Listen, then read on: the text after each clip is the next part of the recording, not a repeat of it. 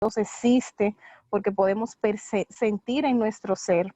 Y también una revelación específica, que es cuando Dios no habla. Y una de las maneras en que Él no habla es a través de la encarnación de Jesús.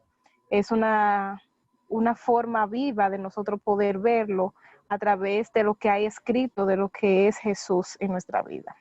Amén. Bien, es todo.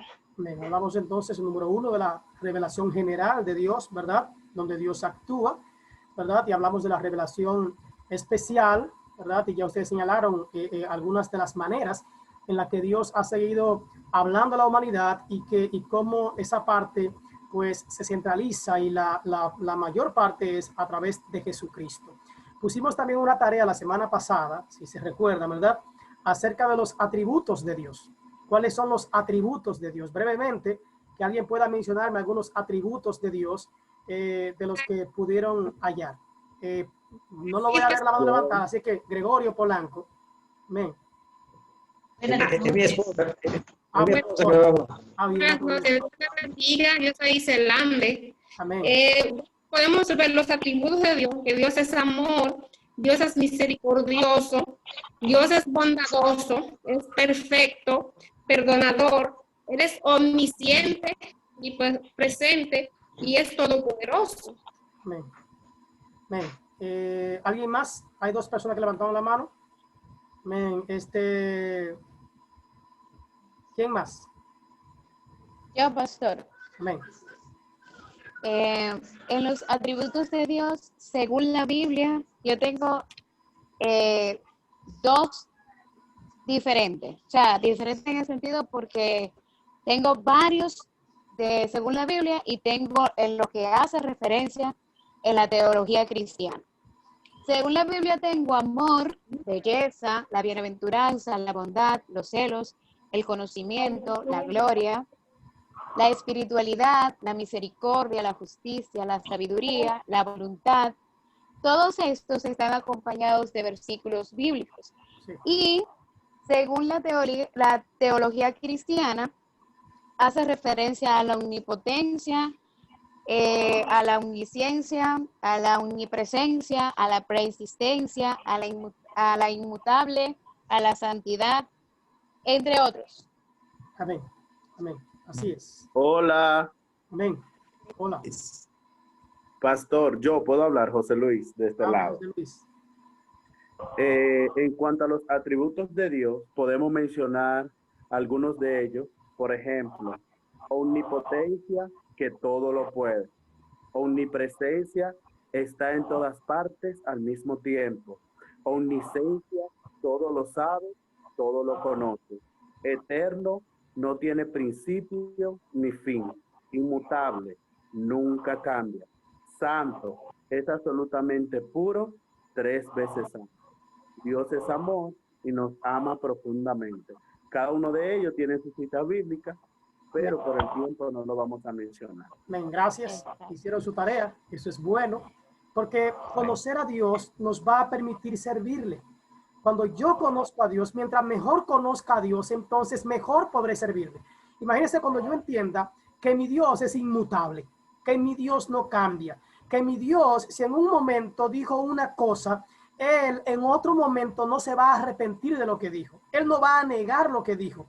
Él no va a echarse hacia atrás con lo que dijo. Cuando yo entienda que mi Dios es todopoderoso, es omnipotente, yo entenderé que mi Dios no tiene límites. No hay nada que pueda limitar su poder, su autoridad sobre todas las cosas.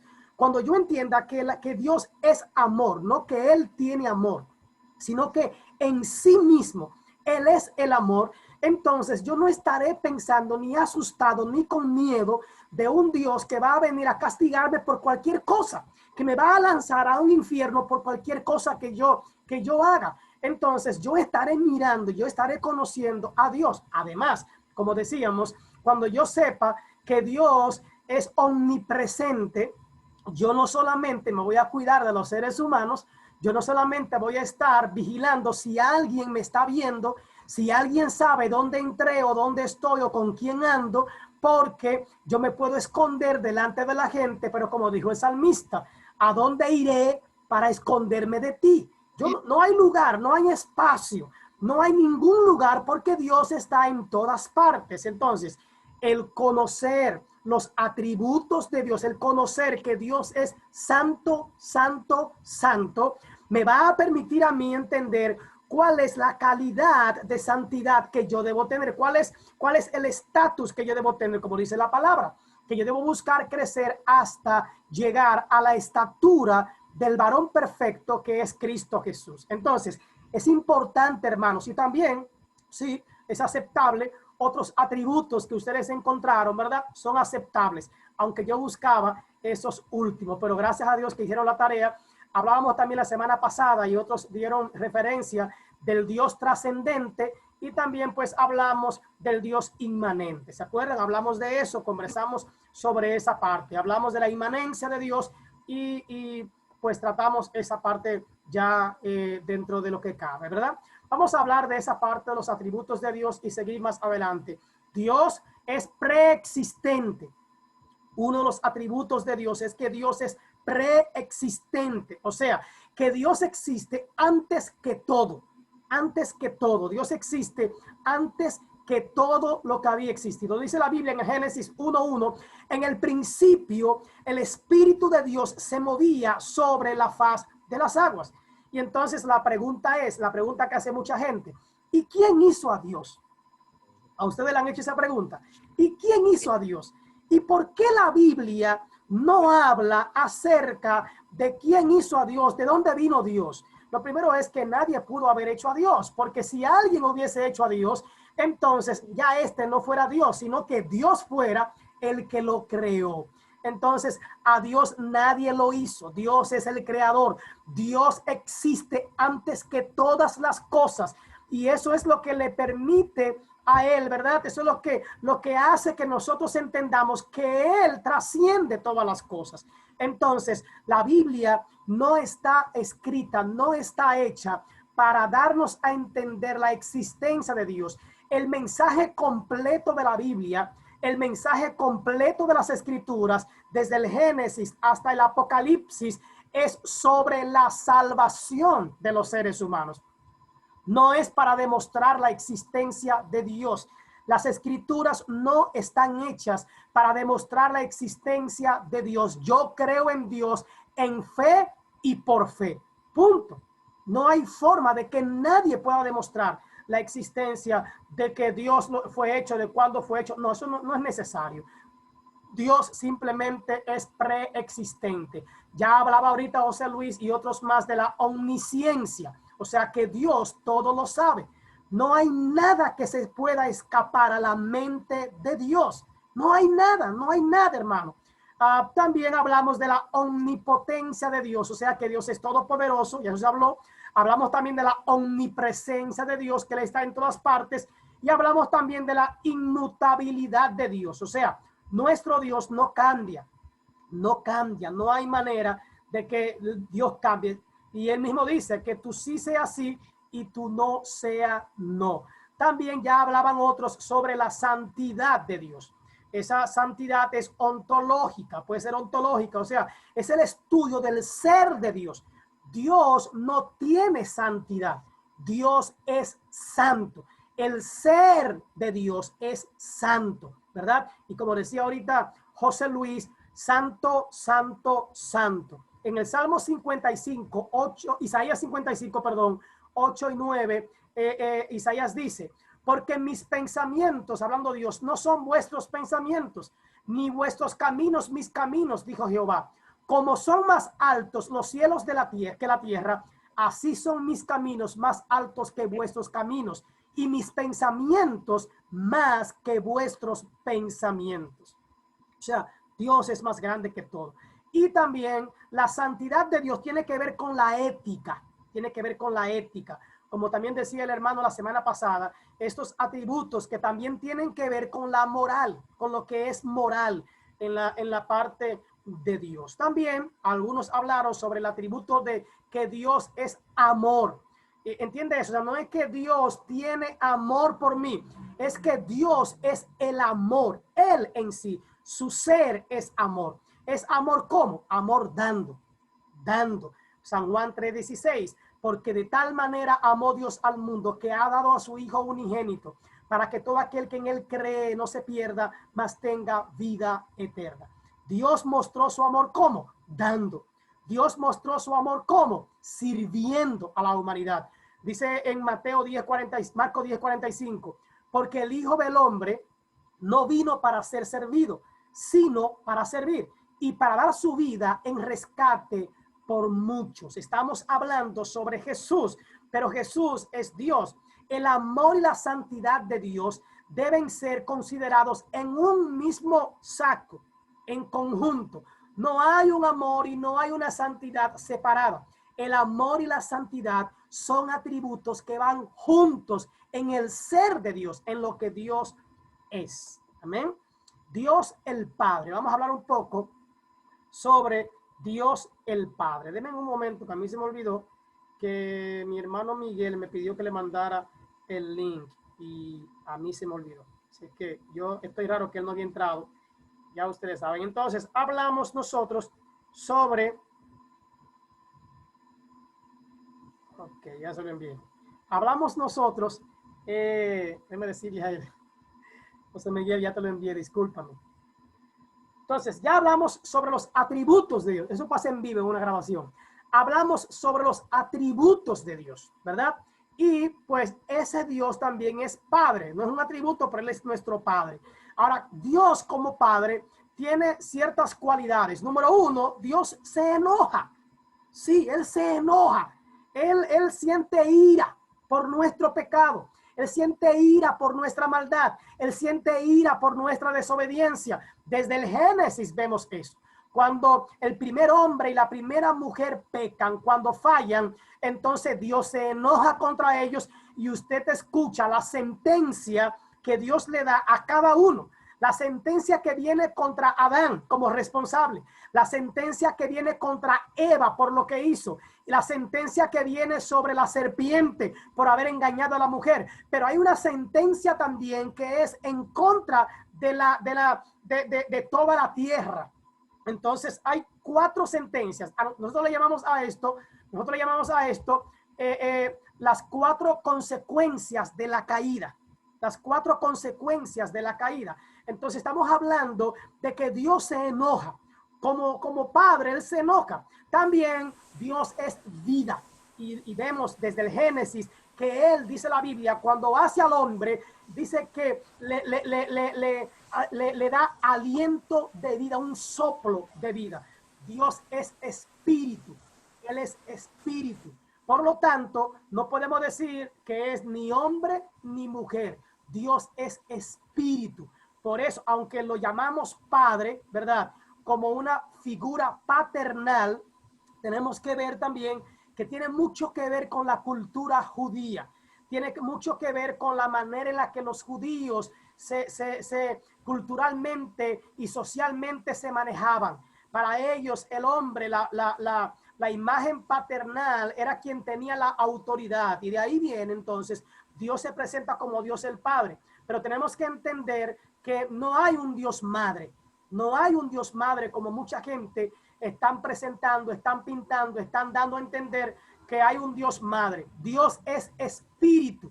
Él no es ni hombre ni mujer.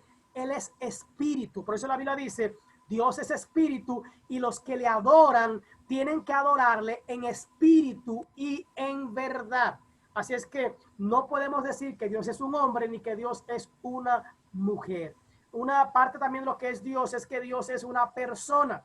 Cuando hablamos de que Dios es una persona, también debemos entender que es en cuanto a las cualidades, no que es un ser humano.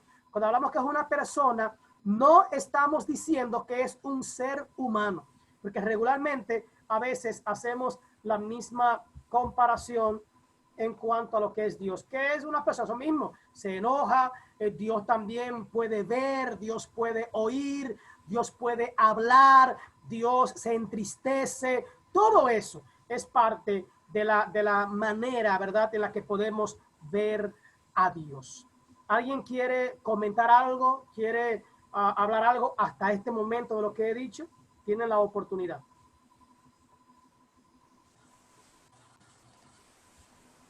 Bien. ¿Nadie? ¿Entendemos? Gregorio. Hermano Gregorio.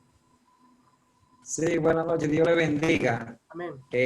Como que Dios se enoja, sí, Dios tiene su momento de ira, de enojarse, porque cuando él le estaba diciendo a Moisés que fuera a salvar al pueblo, que él le dio la orden que fuera a Egipto de nuevo, Moisés le dijo que era un recorte de palabras, que enviara a otro.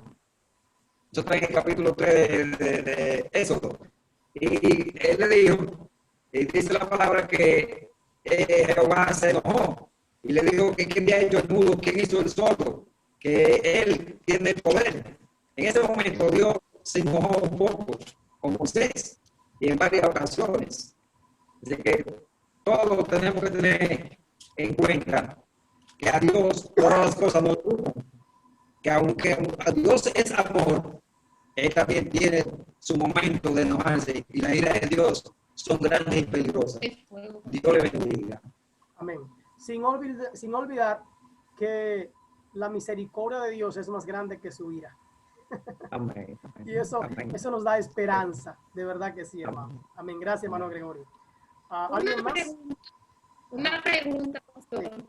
Si Dios no tiene no es ni hombre ni mujer, ¿por qué nos referimos a el Señor? Decía ahorita que tiene mucho que ver con la cultura. En la manera en la que él se dejó conocer, ¿verdad? Y pues fue una forma en la que él se dejó conocer. Pero Dios no es hombre ni es mujer tampoco. Dios es espíritu. Y los espíritus no tienen una forma humana realmente. Él es espíritu. Así tenemos que verlo. Dios puede tomar cualquier forma porque Él es espíritu. Entonces, no podemos encasillarlo en que es un varón o es una hembra. Él es espíritu realmente. Pero le llamamos Señor porque la palabra Señor realmente lo que quiere decir es que Él es mi autoridad, que Él está sobre mí, que yo le sirvo, que Él tiene poder, que él es sobre todas las cosas. Eso, cuando le dice a alguien, mi Señor, la palabra Señor viene de la palabra Kyrios, señalando que Él es una deidad, Cuando yo le digo Señor a Dios, o Señor a Jesús, o Señor al Espíritu Santo, no es la misma forma en la que le digo a mi papá, sí Señor, o a alguien mayor, sí Señor, o a un militar, sí Señor. Ese sí Señor hacia una persona de respeto. Ese Señor hacia Dios es de la palabra Kyrios, que significa que Él es una deidad, que Él está por encima de todas las cosas y que Él es quien gobierna totalmente mi vida. La palabra Señor no es dirigido a un hombre simplemente. No está hablando de una persona en específico porque es hombre. Está hablando de una autoridad. Está hablando de una deidad. Por eso le decimos a Dios Señor. Le decimos Padre porque realmente ya culturalmente así es que lo vemos como nuestro Padre, realmente. No sé si me entendieron. Culturalmente hablando ya Él es nuestro Padre. No hay forma de que cambiemos eso. Amén. Pero de igual manera podemos verlo como un espíritu realmente. Amén. Bien. Terminado ahí esa parte, vemos también la doctrina de la Trinidad. Esta doctrina es bien discutida, hermano, es bien peleada. Muchos dicen que la traemos de la Iglesia Católica, pero vamos a ver lo que es la doctrina de la Trinidad. Amén. La Trinidad, todavía yo no estoy totalmente sano. La razón de la doctrina de la Trinidad, las Escrituras enseñan claramente que hay un solo Dios, hermano. Hay un solo Dios. No creemos en tres dioses. Creemos en un solo Dios. Dios Padre, Hijo y Espíritu Santo.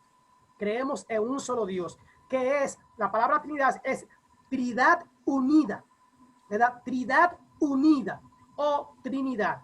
Las Escrituras también enseñan claramente que el Espíritu Santo y Jesús son Dios.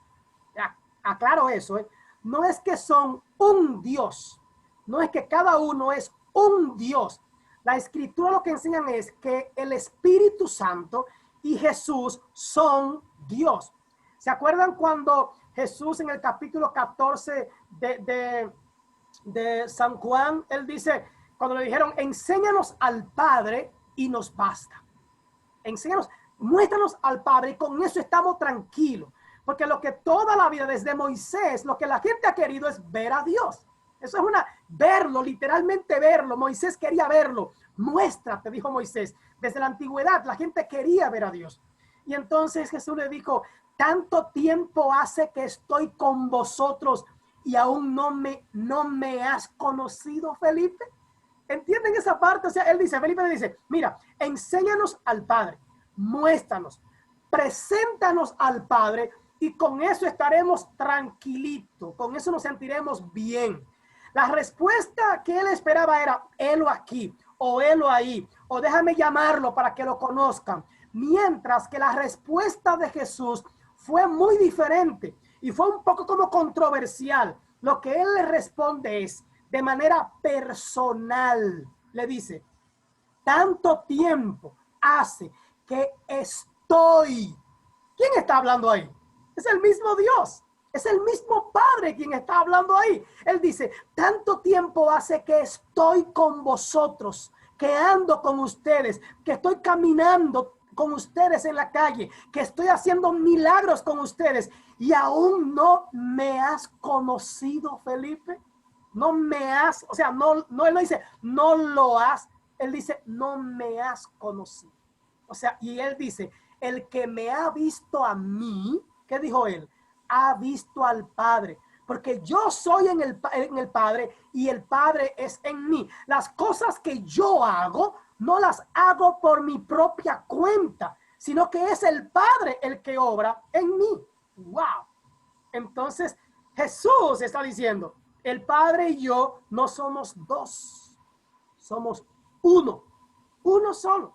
Entonces, la Escritura enseña claramente que Jesús y el Padre son el mismo y que el Espíritu Santo también es el mismo, ¿verdad? Por eso él dice, es necesario, a ustedes les conviene que yo me vaya, y yo les enviaré al Espíritu Santo, el Consolador, y él les dirá lo que yo les he dicho, y él les dirá cosas mayores porque yo voy al Padre. Y entonces él le va a decir todas las cosas. Está hablando del Espíritu Santo. Y también podemos ver que es eternamente, tanto Jesús como el Espíritu Santo tienen la misma cualidad de Dios. Son eternamente preexistentes. ¿Recuerdan en el Génesis cuando Dios dice, hagamos al hombre conforme a nuestra imagen y a nuestra semejanza? Entendemos que no está hablando con los ángeles, porque los ángeles no son hechos a imagen y semejanza de Dios. Está hablando con el Hijo y está hablando con el Espíritu. Son eternamente coiguales. El Padre, el Hijo y el Espíritu Santo son eternamente coiguales. O sea, es la misma esencia. Ellos cumplen lo mismo, son coiguales, tienen todo lo tienen igual. Entonces vamos a ver qué más podemos ver de la Trinidad. En las Escrituras podemos ver la Trinidad, ¿dónde? En el bautismo de Jesús, ¿verdad? ¿Qué vemos ahí? Vemos a Jesús que llega al río Jordán y habla con Juan para ser bautizado. Y entonces cuando Jesús entra a las aguas, se abren los cielos y se escucha una voz. ¿Y qué dice esa voz? He aquí, este es mi Hijo amado, en el cual estoy complacido. Y es la voz del Padre que se escucha. Y entonces, cuando Jesús es bautizado y sale de las aguas, dice la Biblia, que entonces el Espíritu Santo desciende en forma de paloma. Y ahí que en el bautismo de Jesús vemos a Dios en sus tres personas. Lo vemos ahí en el bautismo de Jesús. Bien, en las cartas del apóstol Pablo también se menciona a la Trinidad. El apóstol Pedro, ahí están los textos y ustedes en la grabación pueden ubicarlo y pueden buscarlo. En diferentes lugares vemos a los tres. Llámelo como usted quiera. Venga de donde venga, la palabra Trinidad habla específicamente de un Dios que se ha dejado notar, que se ha manifestado a la humanidad desde el principio y se ha dado a conocer de diferentes maneras. como el Padre, el creador de todas las cosas, como el Hijo, que también participó en la creación, y como el Espíritu de Dios en el principio, y después de Jesús lo conocemos como el Espíritu Santo de Dios. Pero es un solo Dios que se ha dado a conocer de diferentes maneras a la humanidad. ¿Ven? Vamos a ver algunos entendimientos incorrectos que mucha gente tiene acerca de la Trinidad. Algunas maneras en las que la gente ve la Trinidad o lo enseña que no es correcta. Entendimientos incorrectos de la Trinidad. Lo llamamos un Dios unitario. Unitarios. Que hay un Dios que manifiesta de tres maneras. Eso es también el modalismo. El modalismo. Jesús, otros dicen que Jesús y el Espíritu Santo no son divinos. ¿Han oído? Especialmente los testigos de Jehová que dicen que Jesús fue un muchacho demandado que vino a hacer algo que el Padre le dijo y ya, eso fue todo. Vino a cumplir un mandato de Dios, punto.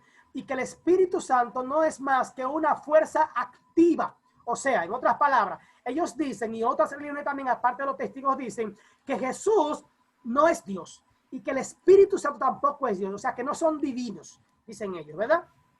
Pero también está el triteísmo, el triteísmo, que es la creencia en tres dioses que no están unidos en el ser.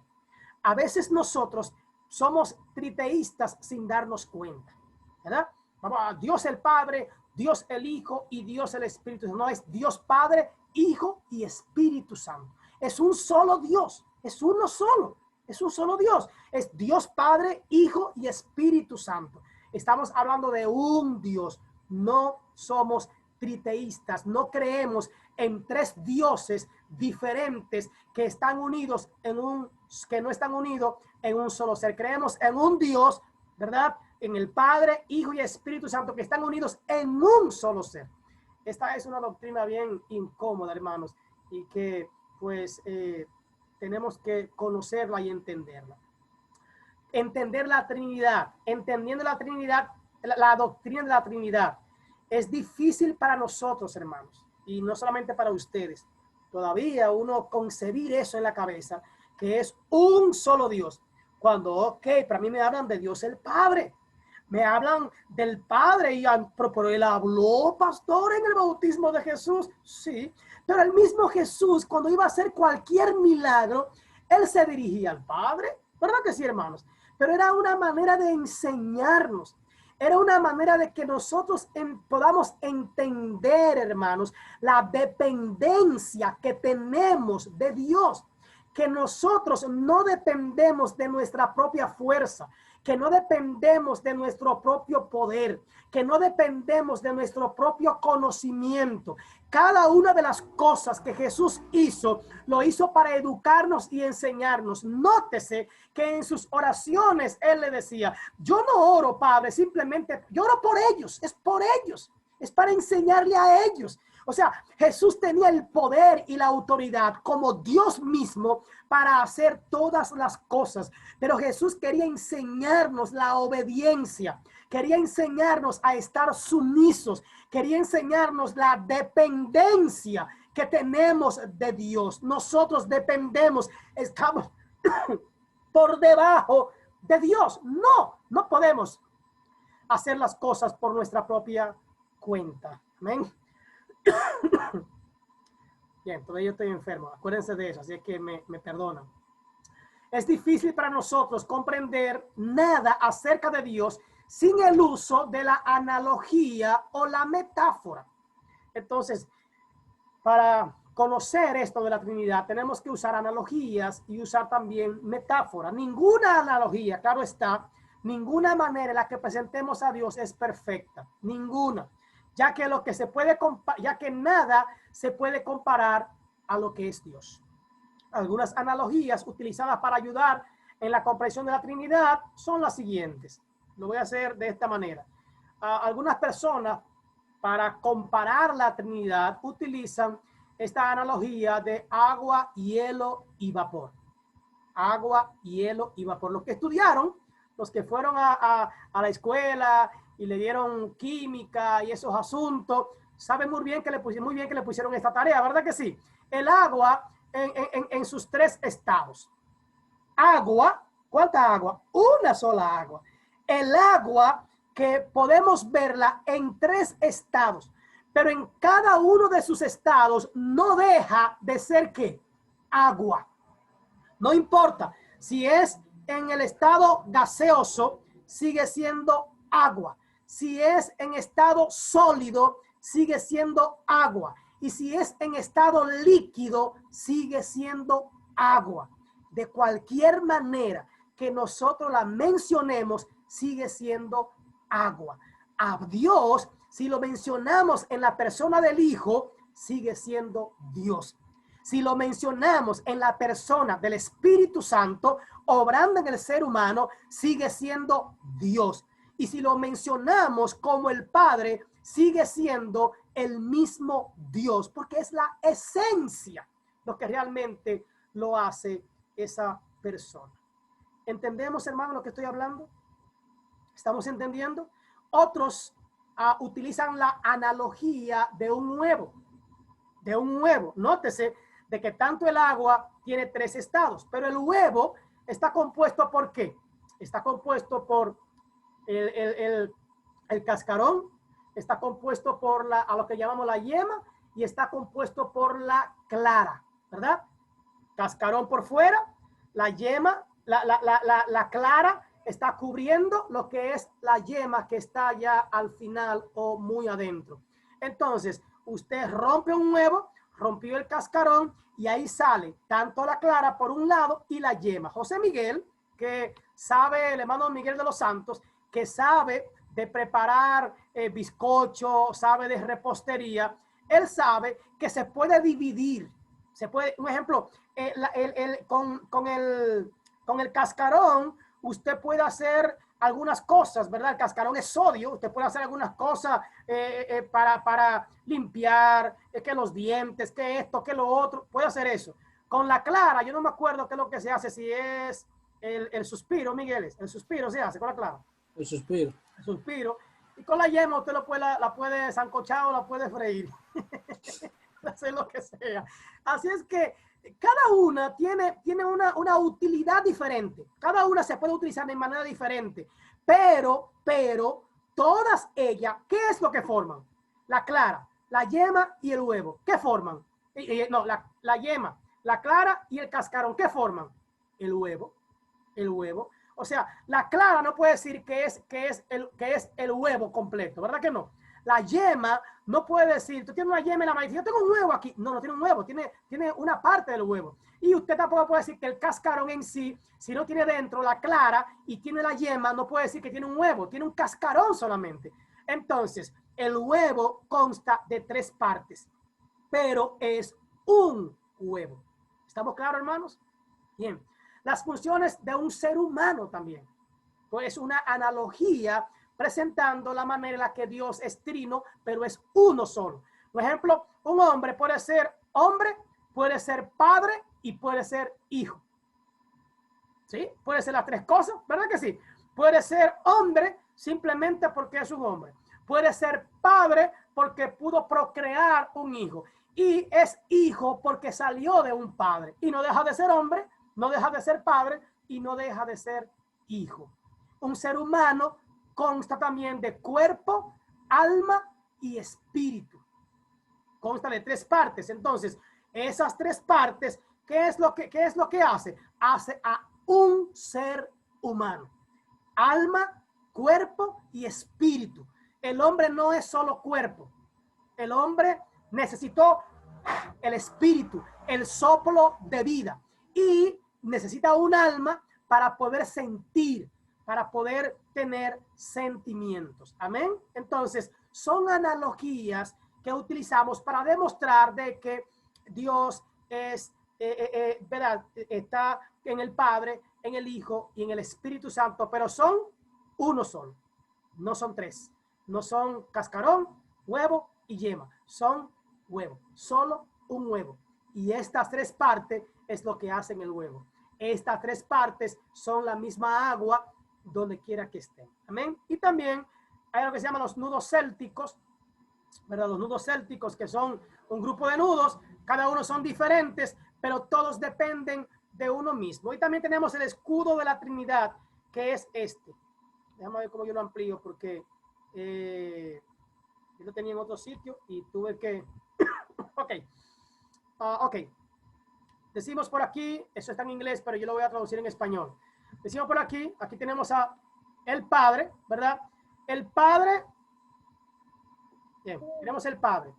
El Padre es Dios, ¿verdad? Pero el Padre no es el Hijo.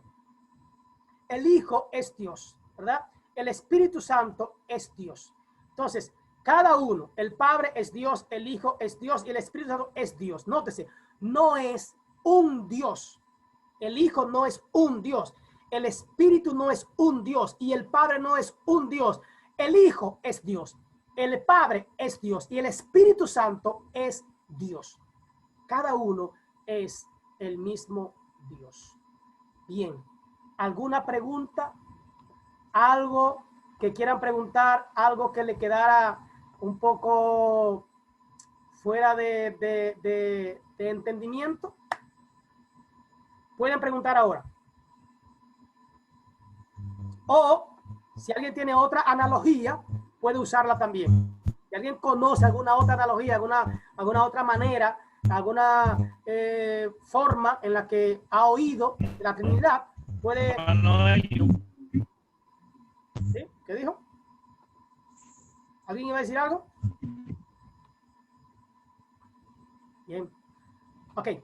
¿Alguien puede entonces comentar algo de lo que he hablado? ¿Quieren comentar algo? A ver si entendimos. Porque no quiero dejarlos en el aire. Vamos a ver. ¿Qué entendimos?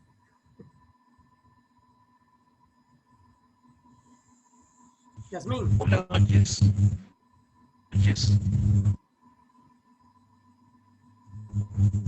Hablen, la participación vale también para las notas, ¿eh? Bueno, voy a tratar de hablar. Buenas No sé si noches. se escuche bien porque el internet mío está muy Se escucha bien, se escucha. malo la señal. Se escucha. Pero yo, una anécdota que cuando yo me enteré de esto de que usted está hablando de que Dios es uno, fue un choque muy grande para mí porque yo lo entendía así, que bueno, cuando yo fuera al cielo yo me voy a encontrar con un Dios Padre, con un Dios Hijo y así sucesivamente. Y recuerdo que el pastor Aristides me estuvo explicando que no, que cuando yo fuera al cielo yo iba a ver a una persona nada más. Yo le dije, no puede ser, porque es que siempre me están hablando de Dios, el Espíritu Santo, Dios Padre, Dios Hijo, entonces tiene que haber 3 personajes ahí. Y él me explicaba que es las funciones, que sus funciones eran las que hacían esas 3 personas, que podría ser, por ejemplo, una persona puede tener 3 funciones, vamos a decir, yo como tal puedo ser Yasmín, puedo ser secretaria en un trabajo y puedo tener otra función en otro lugar, pero soy yo la misma persona. Entonces después de ahí ya yo entendí que cuando fuera al cielo iba a ver a una persona con 3 funciones.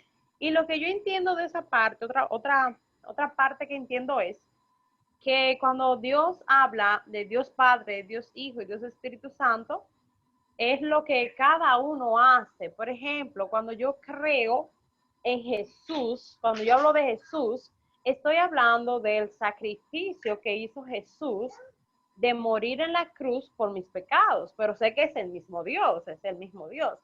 Entonces, cuando hablamos del Espíritu Santo, es esta persona que Dios deja cuando sube Jesús al cielo, que se queda aquí el Espíritu Santo como el consolador, que viene siendo el mismo Dios. Entonces, yo entendí que son las funciones que hace el mismo Dios en distintas etapas, que lo hace estas 3 personas.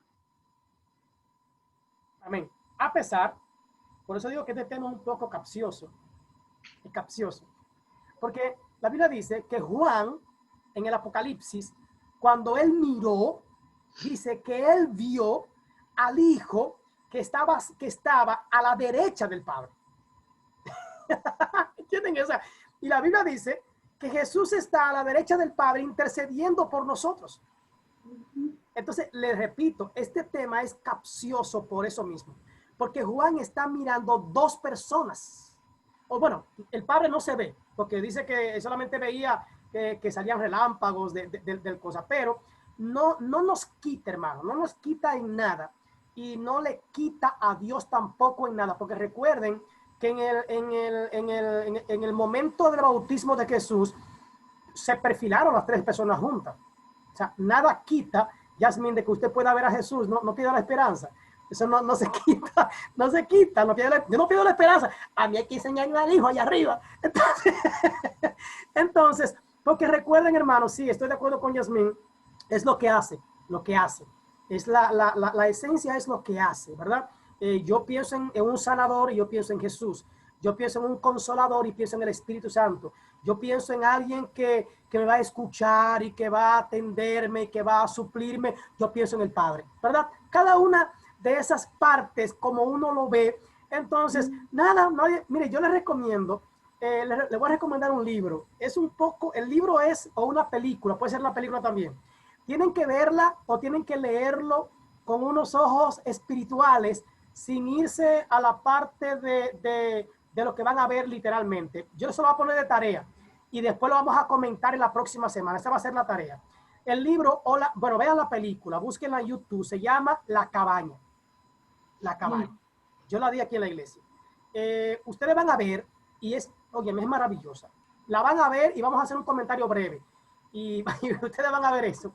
Porque es una manera en la que se presenta a Dios de tres formas tan raras que de verdad como que ¡pum! Choca con uno. Léanla o vean la película y después hablamos la semana que viene. Amén, hermano. La Cabaña, tienen que verla. Entonces, yo no quiero poner en duda de que donde sea que vayamos, podamos ver a estos personajes. Es un asunto que Dios es soberano y si Él quiere y yo le digo, bueno, papá, yo quiero ver a Jesús, yo quisiera verlo. Entonces, de alguna manera, en su misericordia, Dios puede mostrarse como Él quiera. Repito, Él es espíritu. Amén. Pero sí, entiendo lo que Yasmín dijo, entiendo esa parte. Por eso yo digo que el tema de la Trinidad es un tema bien capcioso. Amén. Pastor, ¿sí? Una de las cosas que tenemos que tener pendiente es que nosotros somos criaturas. Amén. Y como criaturas nunca vamos a comprender la mente del Creador. Amén, así es. Como usted lo dijo anteriormente, no hay analogía ni metáfora que pueda comprender a Dios en su totalidad. Amén. Y Yasmín hablaba de funciones, pero también podemos agregar la palabra manifestación. También, así el Creador se manifiesta a sus criaturas en la forma en que sus criaturas puedan entender. Exactamente, porque nosotros somos seres muy limitados. Entonces, para Dios poder darnos un poquito de su esencia, que nosotros podamos captar un poquito de su esencia, Él tiene que manifestarse en diferentes maneras que nosotros podamos comprender. Amén. Como seres creados. Como una mente muy finita. Tenemos una mente muy finita, muy limitada, hermano. Por eso es que incluso en las escrituras hay cosas que no entendemos. Y están escritas por hombres, hermanos. Y hay cosas que no entendemos. Hay cosas, es más, Juan vio cosas que ni él entendió lo que vio. Daniel vio cosas que ni él entendió lo que vio. Entonces es importante. Gracias, hermana. Muy buena intervención. ¿Alguien más está levantando la mano? Abre el micrófono que yo no veo quiénes son, por favor. Sí. Amén, amén. Me gustaría, felicito a la hermana por ese punto de cómo Dios se da, se manifiesta. Y algo que nosotros podemos también entender es que en el Génesis, Dios está hablando y dice, vamos a crear al hombre a nuestra imagen. Y nos hizo espíritu, alma y cuerpo. Amén. O sea que Dios, desde la eternidad, se ha dado a manifestar de estas formas: espíritu, alma y cuerpo. ¿Cuál es la imagen del Dios invisible? Cristo. Amén. Entonces, Él es espíritu. Entonces, podemos decir que la parte consciente es el espíritu, que nos hace consciente nosotros de pecado. Ahora, ¿cuál es la diferencia? Que nosotros no podemos manifestarnos en tres. El día que sale nuestro espíritu, ahí quedamos. Ahora, Dios puede. en su poder, en su soberanía, manifestarse al mismo tiempo en las tres formas. Y ahí cae uno de los atributos de Dios. Él es omnipresente. Amén. Exactamente. Él lo sabe todo. Y entonces, de la forma como Él se manifiesta es para atraernos, que podamos entenderle. Es que Él es Dios. Entonces, nosotros siempre pensaremos como seres humanos. Él es Dios. Pastor, entonces, sí. un comentario haciendo alusión a lo que decía la muchacha, tiene mucha razón. La palabra dice que los pensamientos de Dios no son nuestros pensamientos. Amén. Entonces Dios a veces tiene que hablar en un idioma que nosotros podamos entenderlo. Sí. Las cosas no son literalmente a veces como Él nos la muestra, sino que Él nos la da a entender para que nosotros la entendamos en el idioma de nosotros. Y hablando de la Trinidad, me encanta en el libro de Juan, capítulo 1, versículo 1, que dice: en el principio era el verbo, y el verbo era con Dios, y el verbo era Dios. Sí. Mira de qué manera se refiere a Jesús. Exactamente. El verbo está haciendo alusión a Jesús. Y dice que el verbo era con Dios, estaba con Dios, y al mismo tiempo era Dios. Para que usted vea lo de las Sagradas Escrituras. Amén. Sí, como Juan, acuérdense que Juan escribe por los gnósticos, y Juan está específicamente demostrando la deidad de Cristo. Y habla de esa acción del momento de la creación, ¿verdad? Como Jesús estuvo en la misma participación directa como Dios. Entonces, si bien ustedes ven que es bueno cuando no solamente uno habla, sino que otros también aportan, y eso es maravilloso. Gracias, hermanos. ¿Alguien más antes de continuar? Amén, Mike. Ok, pues seguimos. Entonces, ya entendimos, por lo que yo he oído, ¿verdad? Hemos entendido totalmente. Unos se recordaron, otros también ya sabían, y estamos en esta parte. Vamos a hablar ahora sobre Jesús, ¿verdad? Vamos a hablar sobre Jesús, el Cristo. Y ahí entra la parte que el hermano decía ahorita, la cristología. Vamos a hablar de la cristología, ¿verdad? Confesando, ¿verdad?, que Jesús es el Cristo, el Cristo. Miren, hay algunas, hay que tener mucho cuidado, hermano, y quiero empezar por ahí. En estos días alguien nos envió a un grupo que tenemos, es un hermano que él se fue a otro país, él está ahora en Chile, y él desde allá mandó un escrito diciendo que el nombre de Jesucristo no es realmente el nombre del Señor, que ese no es un nombre, que ese nombre es pagano, y con tantas estupideces, hermano, que francamente uno a veces dice, ¿qué es lo que la gente se piensa que uno es? Entonces, podemos ver que Jesús lo que tiene es como un tipo de calificativo que es el Cristo. O sea, el apellido de Jesús no es Cristo, hermano. Es esa manera que lo hace una deidad. Lo que Juan está probando es eso. Es que Jesús es la deidad, es el Cristo, es el Mesías. Entonces, hay gente que está trayendo ciertas enseñanzas, de que enseñando hebreo, enseñando esto, lo otro. Cuidado, hermano. No escuchemos todo lo que la gente enseña, porque hay mucha gente que están desvirtuando lo que es la palabra de Dios. Entonces, hoy también hablamos de que Jesús hizo muchas otras señales en presencia de sus discípulos que no están escritas en la Biblia. Ustedes saben que dice la Biblia que si todo lo que Jesús hubiese hecho estuviera escrito, pues no cupieran, hermano, ni siquiera en una biblioteca todo lo que él hizo.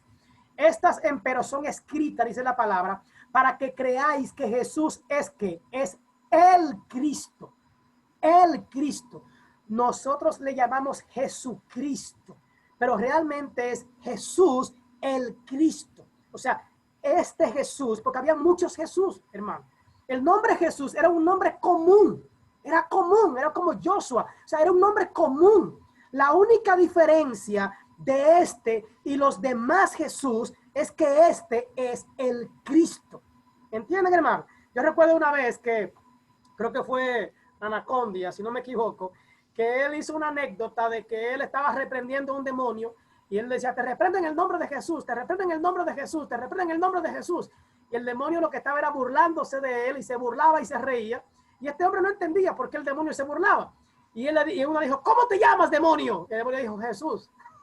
Entonces, tú no podías reprenderle en el nombre del mismo Jesús. Ah, ok, pues te reprenden en el nombre de Jesucristo. Y entonces ahí se fue. No sé si es verdad de Anacondia eso, no sé si fue un relato más, pero para hablar de Jesús como el Cristo o de demonios que toman, ¿verdad?, ciertos nombres. Pero es bueno saber, hermano, que Jesús es el Cristo. O sea, Él es el Hijo de Dios. Él es el prometido de Dios. Él es el enviado de Dios. Él es el Mesías. Él es el Salvador del mundo. Es el único, Jesús. Y para que creyendo, dice Juan, tengáis vida en su nombre. O sea, como decía también el hermano, Juan desde el capítulo 1, versículo 1, está presentando a Jesús como el Mesías, como una deidad, como Dios mismo. Y él dice que Jesús tiene la capacidad para dar vida, para salvar a la humanidad. Entonces, no cualquiera podía ser esto. Entonces, ¿qué significa que Jesús es el Cristo? En el griego es Christos, ¿verdad? Mateo 16, 13 al 17. Y viendo Jesús a las partes de Cesarea de Filipo, preguntó a sus discípulos diciendo: ¿quién dicen los hombres que es el Hijo del Hombre? Hablando de sí mismo. Porque acuérdense que también él se hace llamar el Hijo del Hombre. Y ellos dijeron: unos dicen que tú eres Juan el Bautista, y otros dicen que eres Elías, y otros te comparan con Jeremías, o algunos de los profetas. Y él les dice: ¿y ustedes? ¿Quién dicen? ¿O quién piensan? ¿Quién entienden ustedes que yo soy? Y Pedro les responde, dentro de su temperamento, dentro de su forma de ser, dentro de su forma de actuar, dice: tú eres el Cristo. Oiga lo que dice. Tú eres el Cristo. O sea, tú no eres ni Juan, tú no eres Jeremías, porque ellos murieron, fueron limitados.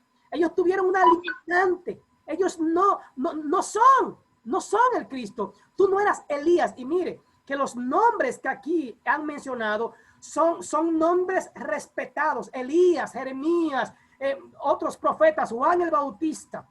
Y Pedro le dice: tú eres el Cristo. Y eso sella, incluso sella el mismo nombre de este hombre, lo cambia por completo. Y él dice: eres el Hijo del Dios viviente. Nótese esto. Pedro está haciendo un señalamiento, porque habían muchos dioses conocidos. Habían muchos dioses inventados. Habían muchos que habían venido en el nombre de Dios. Habían muchos profetas.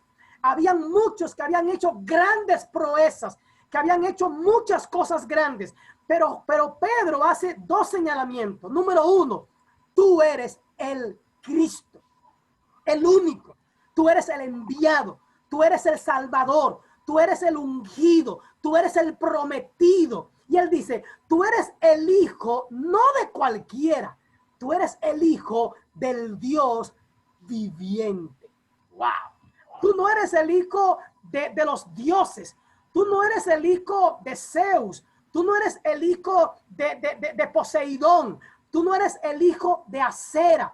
Tú no eres el hijo de Baal. No, espérate. Tú eres el hijo del Dios viviente. O sea, él está dando el señalamiento a Jesús. Entonces, cuando Jesús ve estas dos proclamaciones que hace Pedro, Jesús le dice: bienaventurado eres. Y le llama por su nombre, Simón. Le dice: hijo de Jonás, porque no te lo reveló. O sea, lo que pasa con Pedro es que él tiene una revelación. O sea, Pedro está mirando al prometido en el Génesis.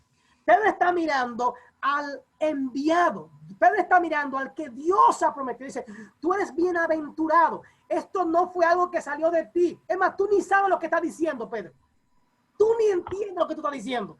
Pero a ti se te ha revelado por mi Padre, el que está en los cielos. O sea, el mismo Dios vivo es el que te ha revelado a ti. ¿Quién soy yo? Y eso es maravilloso entenderlo, hermano. Es maravilloso ver cómo un ser humano imperfecto, como Pedro. Decía el hermano, óyeme, lo que estamos viendo aquí es algo grande. Lo que estamos viendo aquí es que un ser finito, una mente imperfecta, un hombre de arrebatos, un hombre que aguantó muchísimos boches, un hombre que casi no pensaba para hablar, y Dios le da la revelación de quién es Jesús. Oiga, Juan era más inteligente que Pedro, por lo que podemos ver después en sus escrituras. El mismo Mateo tenía un gran conocimiento porque era alguien que cobraba impuestos. El otro Judas Iscariote, muchos de los discípulos a lo mejor tenían más capacidad que Pedro, pero a Dios le plació revelarle a Pedro quién era Jesús, que es Cristo, el Hijo del Dios viviente. Amén, hermanos. O sea, por eso es que Dios muestra los grandes secretos, hermanos, a los humildes, a los sencillos. Dice la misma palabra, escondiste de los sabios y entendidos. Y yo quiero aclarar, no es que Dios está en contra de los que tienen conocimiento, no, hermanos. Estamos hablando de esos de allá, de Roma. Estamos hablando de esos grandes maestros, como los que enseñaban en las sinagogas, los fariseos, los saduceos. Estamos hablando de los griegos. Él está diciendo, tú escondiste de esos sabios este secreto y tú se lo has revelado a los pequeños, a los humildes. Un Pedro que tira un mensaje el día de Pentecostés donde más de 5,000 personas, sin duda alguna, pudieron creer en el mensaje de un simple pescador, de un hombre que no tenía letras. La sorpresa es esa. No es este Simón, no es este el pescador, no son estos unos patapuerzuelos que ni hablar saben. ¿Y cómo es que les escuchamos hablar, aún en nuestra propia lengua, gente que no la estudió y lo entendemos, hermano? Es que Dios se revela como Él quiere. Y la mente finita del hombre no puede entender lo que Dios quiere hacer con nosotros. Eso lo hace solamente un Dios de misericordia. ¿Ven? Pues en hebreo, el Cristo es el Mesías, ¿verdad? O en otra definición es el ungido. La misma palabra Cristo es el Mesías, el ungido, ¿verdad? Jesús es el rey especial que Dios ha prometido. Por eso es que los magos, cuando salen por la estrella a buscar, ellos no están buscando al hijo de un carpintero. Ellos no están buscando al hijo de una mujer pobre. Ellos no se dirigen directamente a un pesebre. Ellos van directamente a la gran urbe. Ellos van a la gran ciudad. Ellos van al palacio. Mi pregunta es, ¿por qué? Porque ellos están buscando al rey. Al rey. Ellos están buscando al rey que desciende de David, de un reinado. Es una descendencia de un rey. Por lo tanto, ellos no están buscando a un aprendiz de carpintero. Ellos no están buscando a un muchachito que nació del barrio, todo desnudo, sin nada. Ahora, para sorpresa de ellos, el rey especial que Dios prometió nació en un pesebre, envuelto en trapos, pero es el mismo rey. Entonces, Jesús es ese Cristo, es el rey especial que Dios prometió. El mismo que hizo temblar al rey actual. El mismo que cambió la historia del mundo. Ese es el Cristo, el Mesías, el ungido, el rey especial. 3 roles que tiene el Cristo. Los 3 roles con los que podemos ver al Cristo. Son estas palabras, profeta. Por eso dice, tú eres el profeta. Lo llamaron el profeta a Jesús. O alguien que reveló, que dejó ver algo. Acuérdense que a Jesús lo veían como un profeta, como alguien, el profeta era alguien que revelaba una palabra de Dios, que traía una palabra fresca de parte de Dios, ya sea de juicio o ya sea de bendición. Amén. Profeta en Deuteronomio 18:1, profeta de en medio de ti, de tus hermanos como yo, te levantará Jehová tu Dios, dice la palabra. Profeta delante de ti levantará Jehová tu Dios, a él oiréis. A él oiréis. Está hablando específicamente acerca de Cristo Jesús. En Hebreos 1 al 3, hablando de Dios, que habiendo hablado muchas veces y en muchas maneras en otro tiempo a los padres por los profetas. Dice el versículo 2, en estos postreros días nos ha hablado por el Hijo, al cual constituyó heredero de todo, por el cual asimismo hizo el universo. El universo. Mostrando a Jesús también con ese rol de profeta. De profeta. Por eso Jesús dijo cosas que iban a acontecer. Dijo cosas que iban a suceder. Jesús habló no solamente del presente. Jesús habló del futuro. Le habló de cosas que ellos no conocían. Por eso también se ve a Jesús como un profeta.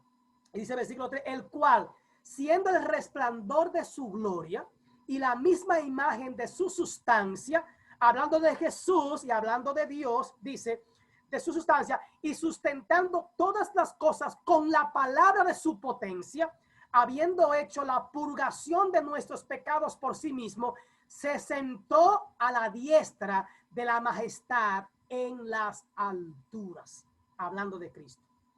Lucas 4, 18 al 20 dice, el Espíritu del Señor está sobre mí. Cuando Jesús, ¿se acuerdan cuando Jesús se levantó y leyó esto? Por cuanto me ha ungido. ¿Para qué? Para dar buenas nuevas a los pobres. Me ha enviado, ¿para qué? Para sanar a los quebrantados de corazón. Para pregonar, y esto lo hacía un profeta, para pregonar a los cautivos libertad y a los ciegos vista, para poner en libertad a los quebrantados, para predicar el año agradable del Señor. Y enrollando el libro, dice la Biblia, lo dio al ministro. Se sentó y los ojos de todos en la sinagoga estaban fijos. ¿En quién? En Jesús. Mas él, cuando vio que se quedaron fijos los ojos ante él, que también les dijo que también a otras ciudades es necesario que anuncie el evangelio del reino de Dios, porque para esto soy enviado. Entonces, él se da a ver, él se da a conocer como un enviado, como un profeta de Dios. ¿Ven? Isaías 61, 1 al 2. Lo mismo que leímos ahorita, ¿verdad que sí? Esa fue la parte que el Señor Jesús en el libro de Lucas, pues dijo, a promulgar año nuevo de voluntad de Jehová y día de venganza del Dios nuestro, a consolar a todos los enlutados. La gente entendió entonces que Jesús era un profeta. En Mateo 21, 11 y Juan 6, 14 vemos eso. Y la gente decían, cuando lo veían, este es Jesús, el profeta de Nazaret de Galilea. Acuérdense, le decían de Nazaret, porque de Nazaret, y de Galilea porque pertenecía a Galilea. Entonces era la gente lo proclamó como un profeta. Habló de él como el profeta. Eso es un rol que cumplió Jesús en la tierra. Jesús cumplió un rol de profeta. Y dice, y buscando cómo echarle mano, temieron al pueblo. ¿Por qué temieron al pueblo? Porque le tenían por profeta. Y los profetas, por venir de parte de Dios a traer una palabra fresca al pueblo, eran cuidados, eran respetados, eran oídos. Por eso a Jesús lo oían, porque ellos le llamaban profeta. Amén. Otro rol de Jesús, el Cristo, ¿verdad? Era sacerdote o reconciliador. Es un rol que tiene el sacerdote, un reconciliador. Y eso lo vemos en Hebreos. En el libro de los Hebreos, ustedes saben que Jesús es presentado como aquel que intercede. Acuérdense que el sumo sacerdote, Jesús no era cualquier sacerdote. Es presentado como el sumo sacerdote. O sea, como aquel que tenía entrada a la misma presencia de Dios para interceder ante el Padre por el pueblo. Pero no era cualquier sumo sacerdote. Era alguien que no tenía ya que ofrecer ningún sacrificio porque él por sí mismo era el sacrificio. Acuérdense que el sumo sacerdote tenía primero que ofrecer un sacrificio por sí mismo para poder expiar sus propios pecados. Y después ofrecer un sacrificio por el pueblo para expiación de los pecados del pueblo. Pero Jesús es el sacrificio y Jesús es el sumo sacerdote. O sea, Jesús es el que reconcilia al pueblo con el Padre. Amén. Entonces, Él también es el sumo sacerdote. El único que puede entrar directamente sin nada más, sin acusación, sin nada que le turbe, sin nada que le manche, puede entrar a la presencia e interceder por nosotros. Y el tercer rol de Jesús, el Cristo, es que Él es Rey. Número uno, ¿verdad? Ya vimos dos partes. Y el tercero es que Él es Rey, el reinante. El Rey que es reinante. Hay una promesa de Jesús en primer libro de Samuel 16:13. Hay profecías en Isaías 9:7 acerca de este reinado de Jesús. En San Juan 1:49 se habla sobre el reinado de Cristo. Y en Mateo 21:1-5 también habla de Jesús como el Rey esperado. Bien, no puedo ir a los textos porque el tiempo no me daría entonces. Entonces, hemos visto los tres roles de Jesús como el Cristo. Amén. La cristología. Cuando hablamos de la cristología, estamos hablando de la naturaleza de Jesús, el Cristo. Acuérdense que decimos Jesucristo, pero realmente es Jesús el Cristo. Jesús el Mesías. Jesús el Rey. Jesús el sumo sacerdote. Jesús el ungido. Jesús el enviado. La naturaleza de Jesús, número uno, Él es divino. Él es divino. Su naturaleza es divina. O sea, Jesús el Cristo, Él es Dios. Él es Dios. Jesús clama lo que por derecho pertenece solo a Dios. En Marcos 2:5, en Mateo 25:31 y en San Juan capítulo 5. No vamos a, Jesús permite que adoración, Jesús permite que se inclinen ante Él. Recuerda aquella mujer que fue ante Jesús y se postró a sus pies y le adoró. Jesús lo permitió. Recuerda que ella se postró a sus pies y lloró y enjugó y todo eso. Eso era adoración y Él permitió. Varias personas que iban y se postraban ante Él, eso es adoración y Él permitió que la gente le adorara. Solamente alguien que es Dios, que es divino, acepta esta parte. Jesús afirma ser uno con el Padre. Ya hablábamos de San Juan 10:30, San Juan capítulo 14, versículo 8-11, cuando Jesús dice, el que me ha visto a mí, ha visto al Padre. El Padre es en mí y yo soy en el Padre. O sea, Jesús afirma ser uno con el Padre. Es parte de su naturaleza. Jesús es la máxima revelación de Dios a los seres humanos. La máxima revelación. Escuchen bien, estamos hablando lo que decía la hermana ahorita, y eso es más maravilloso, y el hermano también, el pastor Elías, que hablaba ahorita también, que hablaban de esa manera en la que Dios, en su misericordia, se ha manifestado a los seres humanos. Es la manera en la que Dios se ha dado a conocer a los seres humanos. Es como Dios se ha reflejado a los hombres de una manera que los hombres puedan entenderlo, que podamos comprenderlo, que podamos aceptarlo y que podamos visualizar su gloria de una manera que no nos espantemos, de una manera que no muramos y de una manera que podamos conocerle y podamos tener confianza en él. Jesús es la máxima manera en la que Dios se ha revelado a los hombres. Escuche bien, es que Dios mismo se humanó. Dios mismo se hizo carne. Dios mismo se hizo como uno de nosotros, el creador. Esto me emociona y la emoción me lleva a esto. Ok, cálmate, Méndez. Estamos hablando de que el creador se hizo igual que la creación. Se hizo como uno de nosotros. El mismo Juan dijo, he aquí que el reino de los cielos se ha acercado. Wow. he aquí que lo que él está diciendo es que el cielo bajó a la misma tierra, es lo que está diciendo Juan. O sea, Dios mismo se ha humanado, se ha hecho hombre, se hizo carne. En otras palabras, Dios se está revelando a los hombres. Y esta también es una manera para entendernos más, hermano, y para comprendernos. Dios nos entiende más como seres humanos. Es porque Él fue un ser humano también. Él se hizo hombre. Estamos hablando de que Jesús fue Dios y fue hombre. Y esta es una de las grandes verdades que los gnósticos no pueden comprender. Y es la negación del gnosticismo. Es la negación de ellos de que Jesús es el Cristo. Ellos dicen, no puedes ser espíritu o una deidad y al mismo tiempo ser un hombre.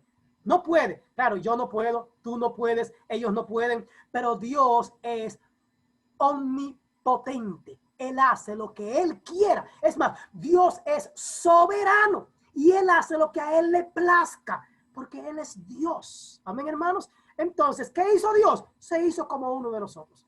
La máxima revelación de Dios fue en el Hijo por amor a los seres humanos. Amén. Creer que Jesús es menor que totalmente divino es una herejía. Creer que Jesús es menor, por eso mismo también en Hebreos 1 al 3 y Colosenses 1 al 15 habla de que Él es hombre, pero habla también de la autoridad que tiene. Habla de esa parte que Él tiene, y el mismo escritor de los Hebreos, hablando de Jesús como hombre, hablando de Jesús como Dios, como sacerdote, él mismo dice también, puesto los ojos en Jesús, porque Él es el autor y Él es el consumador de la fe. O sea, Él le está dando el lugar que Jesús tiene en todo su ámbito. Entonces, creer que Jesús es un simple hombre, es una simple criatura, es un simple muchacho demandado y que no es totalmente divino, es una herejía, hermano. Es una herejía. ¿Ven? Bien. Jesús también es humano. Eso no podemos quitarlo, ¿eh? Él es humano. Jesús tuvo un cuerpo físico. Por eso es que decimos que fue 100% hombre y 100% Dios. Todas las cosas que hizo, la hizo como hombre. ¿Por qué, hermanos? Porque si hubiese actuado como Dios directamente, Satanás hubiese tenido excusa y nosotros también tuviéramos excusa. Ah, sí, era Dios. ¿Quién no era Dios? Era Dios. Ay, ¿quién no? ¿Cómo no va a vencer a Satanás si era Dios? ¿Cómo no va a vencer la prueba si era Dios? ¿Cómo no va a vencer la tentación si era Dios? Era humano. Jesús era humano. Jesús tuvo un cuerpo físico, pero recuerden, el Padre es Dios, el Hijo es Dios, el Espíritu Santo es Dios. Ahí entra la grandeza de la Trinidad y ahí entra la mente finita del ser humano, de decir, ¿es Dios o es hombre? Era Dios y también era hombre. ¿Cómo vemos que era hombre? Jesús tuvo un cuerpo físico. Tuvo un cuerpo físico. Tenía limitaciones físicas, hermano. Usted no se imagina a Jesús yendo a una letrina o al monte. Sí, Jesús fue al monte. Y Jesús hizo sus necesidades. Jesús tuvo que bañarse también en un río. Jesús, óyame, Jesús tenía sed, le daba sueño. Jesús se cansaba. Sí, tenía limitaciones físicas. Jesús no decía, vengo ahora, se aparecía de un pronto allá en Samaria. No, Jesús caminaba como todos los hombres hasta Samaria, hasta Jericó. Él caminaba. Jesús también murió como cualquier ser humano. Él murió. Eso no fue un simbolismo, hermano. Los clavos no fueron un símbolo. La corona de espinas no fue un símbolo. Los latigazos no fueron simbólicos. Fueron reales.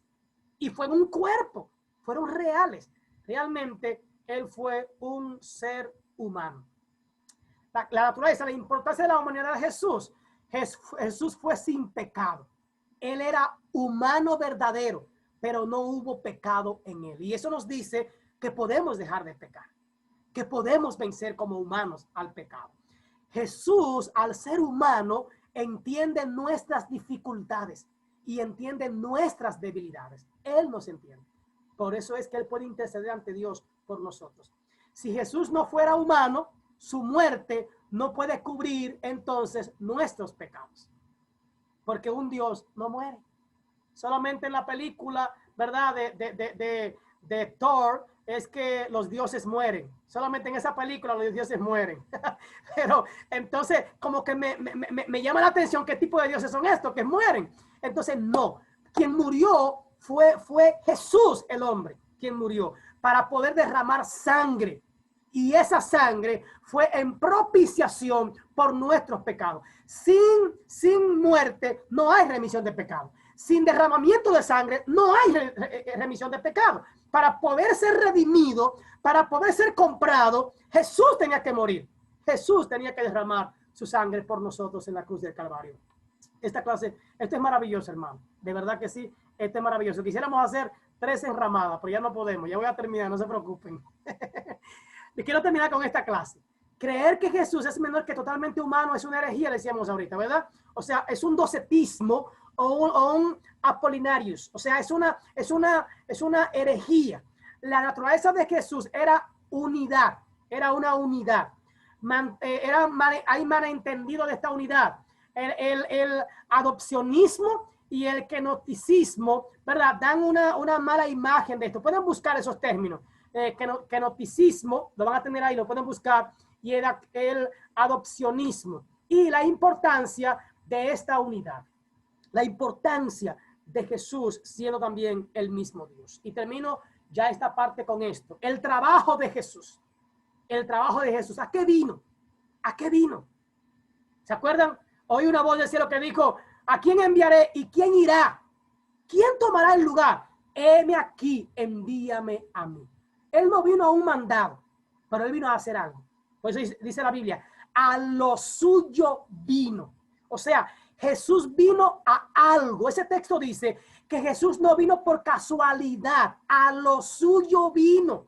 Él vino a cumplir un propósito. Él vino a hacer algo a esta tierra.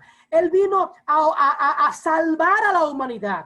¿A qué vino? Número 1, el trabajo de Jesús fue la expiación de nuestros pecados. ¿Verdad? Y ahí están los textos. Jesús es quien vino a vindicar nuestras vidas por su resurrección. O sea, él vino a darnos resurrección por la de él. Porque él resucitó, nosotros tenemos la esperanza de que también podemos resucitar en aquel día. Amén. La esperanza de que un día resucitaremos es porque Jesús resucitó. Jesús es exaltado en su ascensión.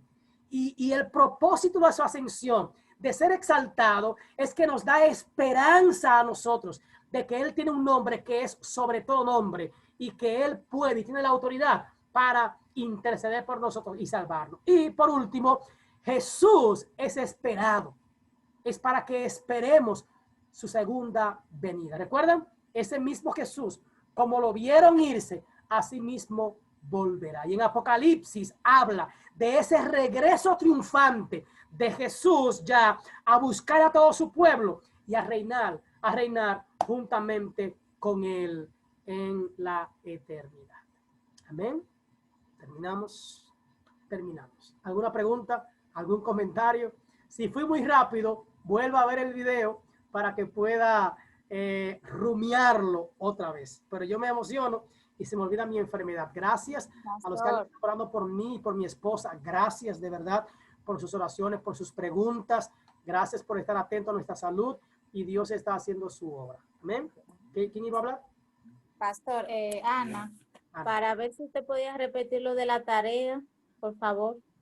Como algo así fue que usted dijo que investigaran. Ahorita podían investigar lo que es el kenoticismo, el adopcionismo, ¿verdad? Que son algunas partes de lo que de la naturaleza de Jesús hablan sobre esta naturaleza de Jesús.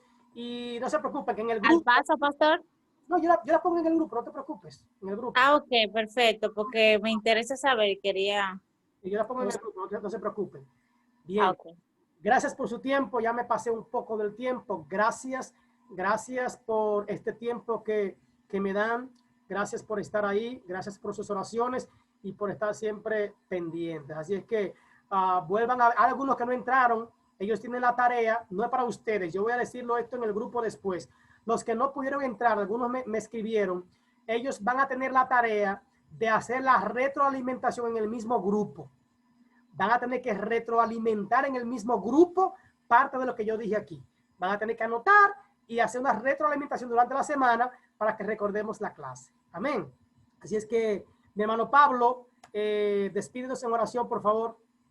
Yo no vi a Karina entrando hoy. ¿Ella entró? Abre, no te oigo. Abre el micrófono.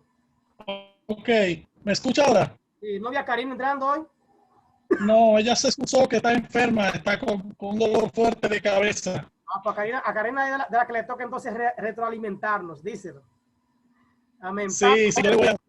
Oren por el hermano Pablo, que Pablo está en Nueva York y él está por venir al país y estar con nosotros aquí ministrando la palabra, y estamos orando por él y por Amén. para que el Señor pues lo ayude. Así que amén. Esperamos diciembre con ansia. Sigamos. Aquí, si Dios quiere. Amén, amén, amén, que así sea. Pídenos en oración. Amén, oremos. Señor, te damos gracias esta noche.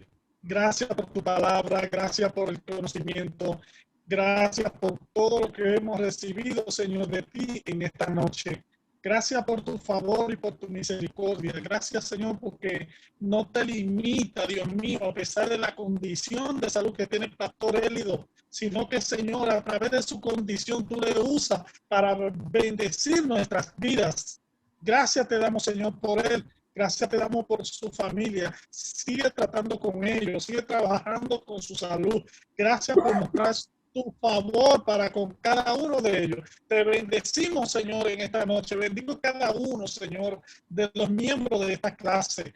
Gracias por cada uno de ellos. Gracias porque de aquí en adelante, Señor, seremos mudados, nuevas personas con más conocimiento acerca de tu palabra. En el nombre de Jesús te lo pedimos, Señor, y te damos gracias. Amén y amén. Dios nos bendiga, amados. Que el Señor les guarde y bendiga sus vidas de una manera especial. Gracias por ese tiempo, hermanos. Que descansen.